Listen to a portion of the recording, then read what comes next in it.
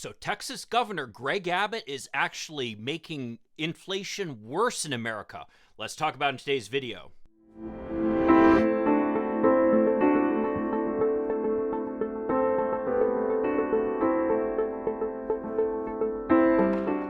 Hi, I'm Mike Reiner. I'm a lifelong Democratic activist who's concerned about the direction our country is taking. I'm also a lawyer and an academic, and I'm here to help you stand up to the BS of the MAGA crowd. So Texas Governor Greg Abbott seems intent on running for president. He's mad that Florida Governor DeSantis has, of course, gotten all the press with his attack on teachers and gay people. So what he's decided to do is that he's going to make the economy worse. How's he going to do that?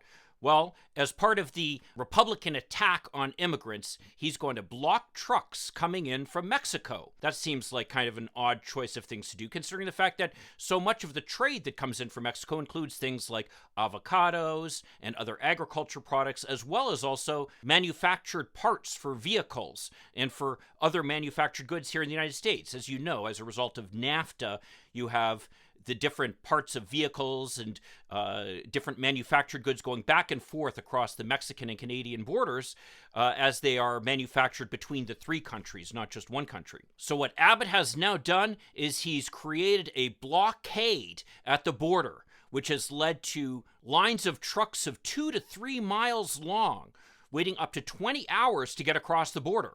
If anything, this should be of concern to all Americans who've been worried about inflation, which all Americans really are worried about right now. After all, part of what set off the current wave of inflation have been supply chain disruptions.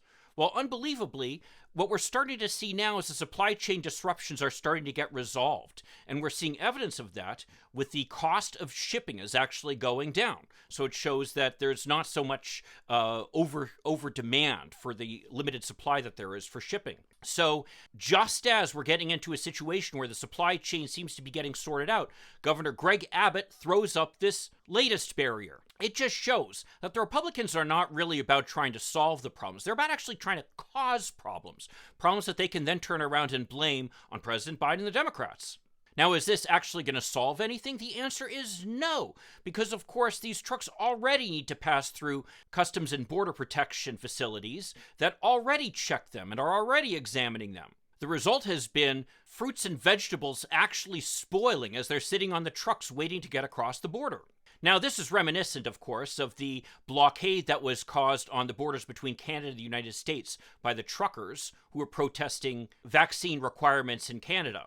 I'm very familiar with that situation living here in Michigan, where we're very reliant on the border crossing between Canada and the United States. And much of the trade that supports the auto industry here, of course, is involved in that crossing. Ultimately, many people, and myself included, were critical of how slowly the Canadian government responded to that. The Canadian government had every right to step up and enforce the laws and stop these truckers from essentially blocking lawful trade. Well, similarly, the federal government in the United States needs to step in here in Texas. You have to remember, the Constitution includes a provision called the Commerce Clause. And what that clause says is that anything to do with commerce is within the power of the federal government, and the states are not allowed to interfere with it in any way, shape, or form. We had that situation come up here in Michigan at one point, when certain governmental entities were trying to stop Canadian trash from being shipped to landfills here in Michigan. Well, as it turns out, the courts ruled that the state is not allowed to do that because it interferes with commerce, and commerce is something that is the sole reserve of the federal government. In particular, actually, according to the Constitution, of Congress.